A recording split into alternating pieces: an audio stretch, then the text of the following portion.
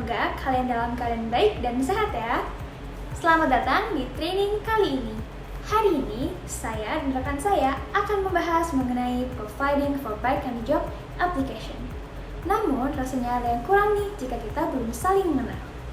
Nah, teman-teman, salam kenal. Nama saya Anissa Syafira. Dan saya Endi Rikianto. Kami dari kelompok 14. Kami berdua yang akan menjadi pembicara pada pembelajaran kali ini. Sebelum kita mulai, ada beberapa hal yang harus teman-teman persiapkan. Akan disampaikan oleh rekan saya. Nah, teman-teman, berikut adalah hal-hal yang harus dipersiapkan selama pembahasan training berlangsung. Yang pertama, pastikan Anda memiliki sinyal yang baik agar tidak terganggu ketika sedang memperhatikan materi. Yang kedua, siapkan minuman agar teman-teman tetap fokus untuk mendengarkan materi. Yang ketiga, siapkan catatan untuk menulis poin-poin yang menurut Anda penting. Dan yang terakhir, jangan di-skip video ini ya teman-teman.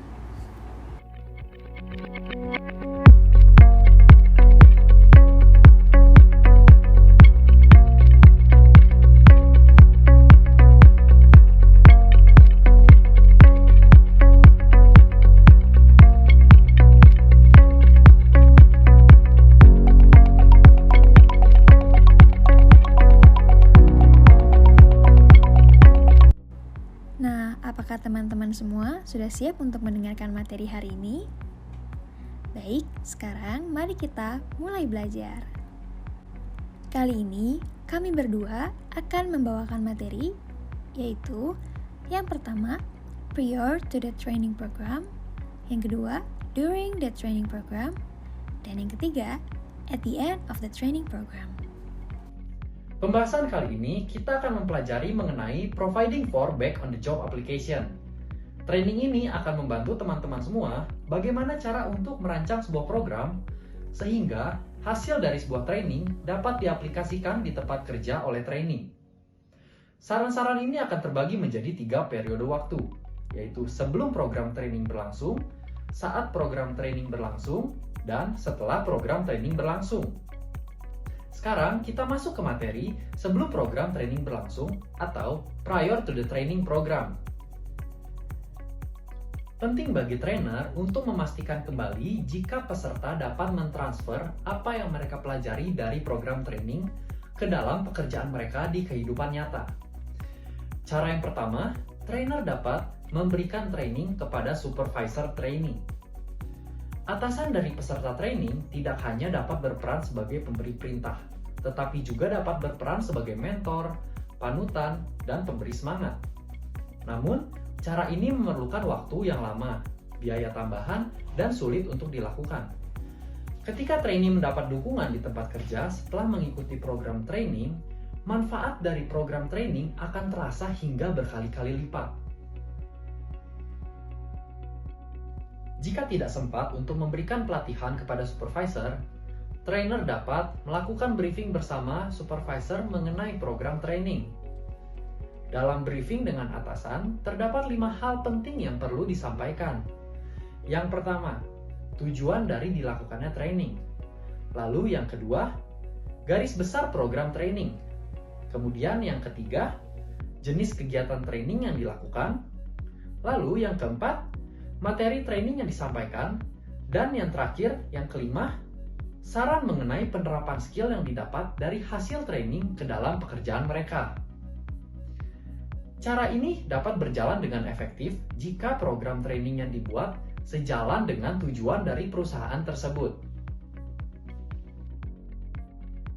Cara yang ketiga, trainer dapat bekerja sama dengan supervisor peserta training.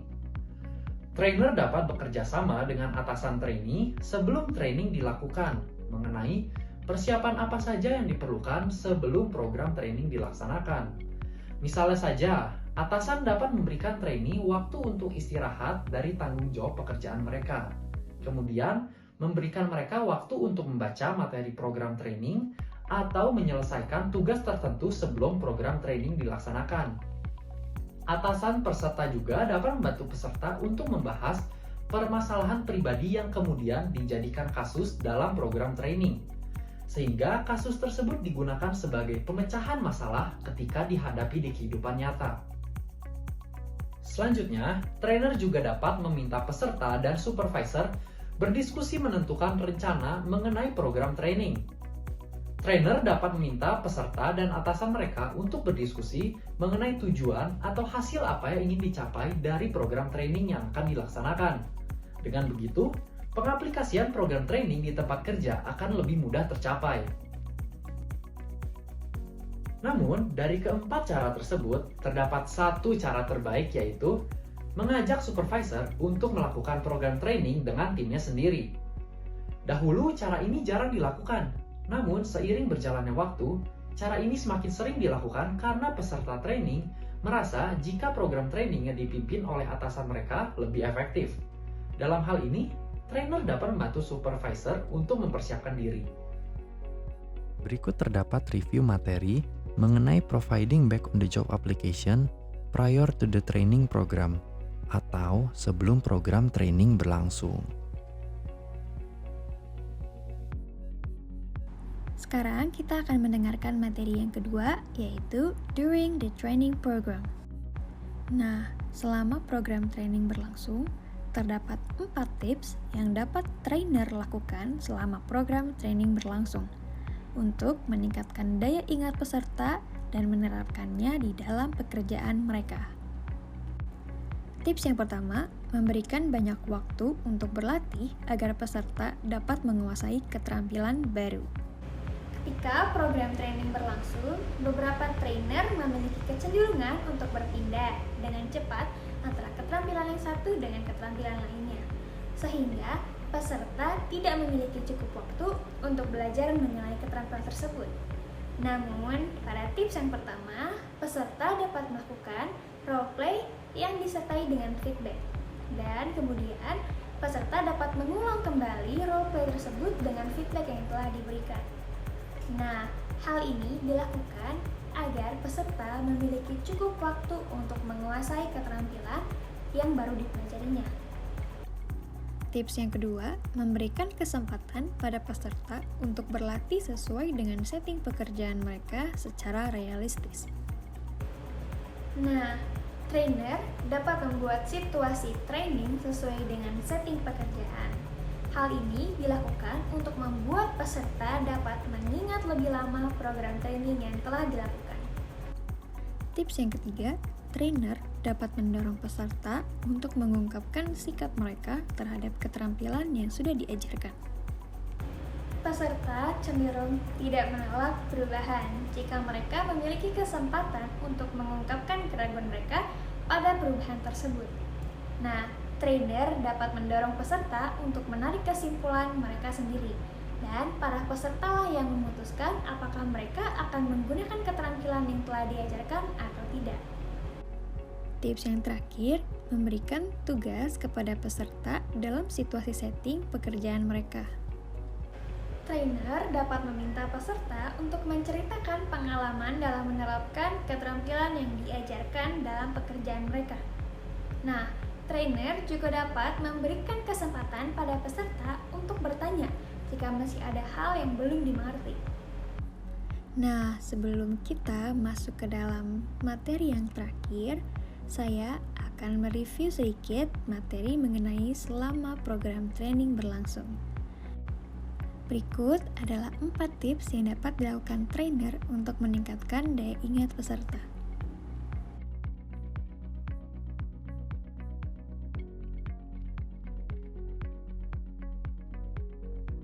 Eits, tunggu sebentar. Sebelum kita melanjut ke pembahasan materi, mari kita lihat pesan-pesan berikut ini.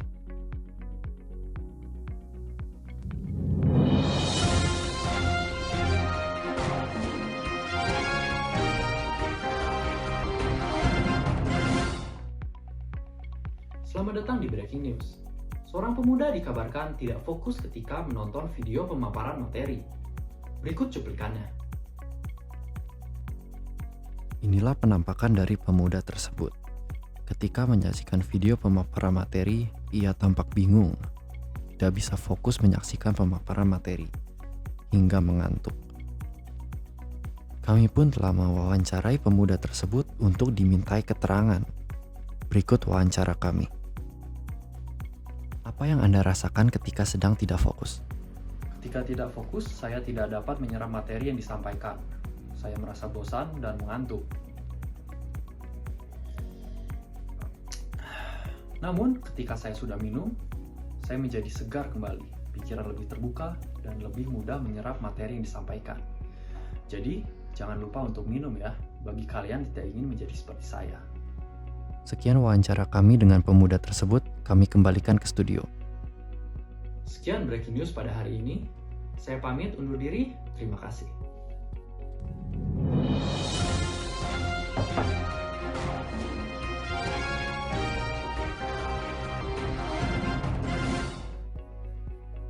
Bagaimana teman-teman semua? Apakah sudah fokus kembali? Mari kita lanjutkan pembahasan materi Providing Back on the Job Application. Sebelum mengakhiri program training, trainer dapat menerapkan 11 strategi untuk mendorong peserta dalam menerapkan Back on the Job Application. Strategi yang pertama adalah self-assessment. Strategi self-assessment merupakan evaluasi dari apa yang telah dipelajari peserta pada diri mereka sendiri, termasuk pengetahuan, perilaku, dan sikap mereka. Berbagai macam teknik dapat digunakan untuk membantu peserta dalam mengevaluasi diri mereka, misalnya seperti kuesioner, post-test, dan role-play. Strategi yang kedua adalah job aids. Strategi ini berguna untuk membantu peserta mengingat dan menerapkan apa yang telah mereka pelajari selama program training berlangsung. Job aids memiliki dua bentuk format, yaitu elektronik dan kertas. Kemudian, strategi ketiga, re-entry advice. Strategi ini merupakan sesi penutupan yang menyajikan langkah awal tentang bagaimana peserta menerapkan hasil training ke pekerjaan mereka. Peserta dapat menerapkan keterampilan yang didapatkan dari program training, atau peserta dapat membandingkan pengalaman mereka dengan peserta lain yang mengikuti program training yang sama. Selanjutnya, strategi keempat, obstacle assessment. Strategi ini akan membantu peserta dalam membuat perencanaan untuk masa yang akan datang ketika menghadapi kendala yang akan ditemuinya. Ketika menerapkan hasil program training di pekerjaan mereka, terdapat kemungkinan peserta merasa tertekan. Kendala yang paling umum adalah kurangnya dukungan dari rekan kerja, supervisor, atau orang lain di dalam pekerjaannya. Kendala lainnya adalah kurangnya waktu untuk menerapkan keterampilan yang dipelajari dari program training. Strategi ini merupakan problem solving dari kendala-kendala yang akan dihadapi peserta di masa yang akan datang. Kemudian strategi kelima, peer consultation. Strategi ini menggabungkan pembelajaran dan mendorong peserta untuk menerapkannya di tempat kerja. Peserta akan diatur dalam beberapa kelompok kecil, kemudian diminta untuk berdiskusi tentang permasalahan apa yang sedang dialami di tempat kerja mereka. Dalam hal ini, akan terdapat peserta yang berperan sebagai klien dan konsultan. Proses ini memberikan kesempatan kepada peserta untuk menerapkan pengetahuan dan keterampilan yang telah diperoleh dari program training. Strategi yang keenam, peer teaching. Strategi ini bertujuan untuk menguasai pengetahuan dan keterampilan baru dengan cara peserta mengajarkannya kepada orang lain. Dengan berbagi ilmu kepada orang lain, peserta dapat meningkatkan komitmen diri sendiri untuk benar-benar menerapkan apa yang sedang mereka ajarkan. Trainer dapat membagi peserta ke dalam beberapa kelompok, kemudian meminta kelompok tersebut membuat proyek yang berbeda, kemudian mempresentasikannya kepada orang lain. Yang ketujuh adalah self-monitoring. Self-monitoring merupakan strategi untuk memantau perilaku diri sendiri. Nah, trainer dapat menyarankan peserta untuk memantau perilaku mereka di tempat kerja agar manfaat dari program training dapat bertahan lebih lama. Nah, salah satu cara yaitu dengan cara membuat jurnal atau blog pribadi.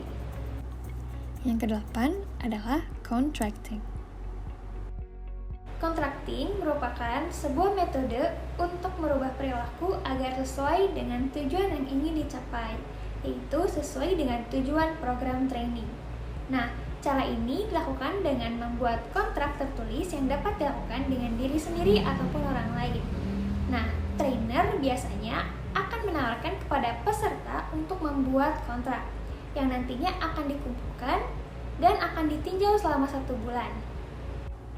Yang ke-9 adalah action plan. Nah, action plan yaitu strategi yang lebih rinci untuk pengaplikasian hasil training di masa depan, di mana peserta akan diminta untuk menentukan tujuan dengan langkah-langkah dalam mencapai tujuan tersebut, serta kendala apa saja dan solusinya apa saja yang kemungkinan akan dihadapi.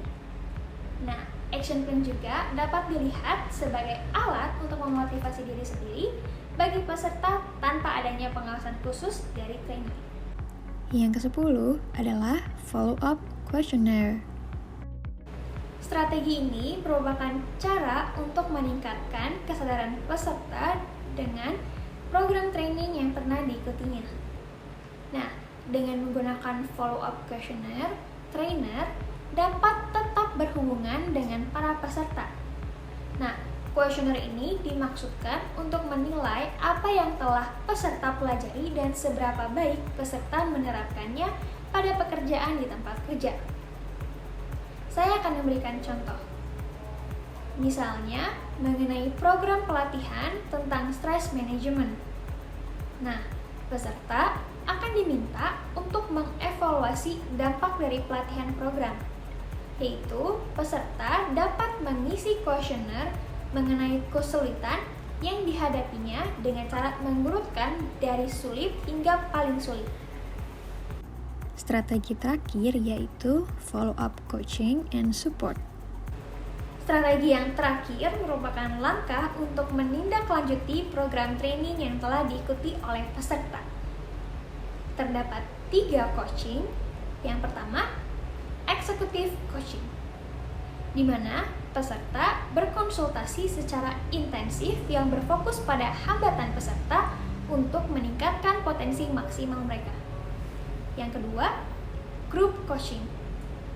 Peserta akan dibagi menjadi beberapa kelompok kecil dan mereka dapat memiliki kesempatan untuk berlatih mengenai keterampilan yang didapatkan dari training. Dan mereka juga dapat berdiskusi mengenai cara mengatasi hambatan-hambatan apa saja yang mereka hadapi. Yang terakhir, peer coaching.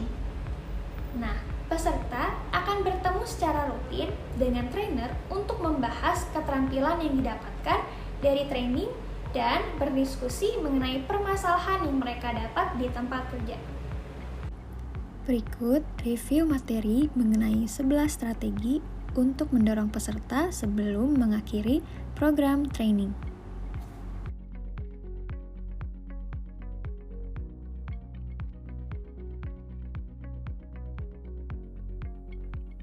Bagaimana pembelajaran kali ini? Semoga apa yang kami sampaikan pada kesempatan ini dapat bermanfaat bagi kita semua ya. Terima kasih sudah menyaksikan video ini sampai habis. Jangan lupa untuk menjawab kuis singkat yang sudah kita berikan di kolom deskripsi ya. Saya Anissa Syafira. Dan saya Endri Rikianto. Kami pamit undur diri. Sampai berjumpa di lain kesempatan. Dadah!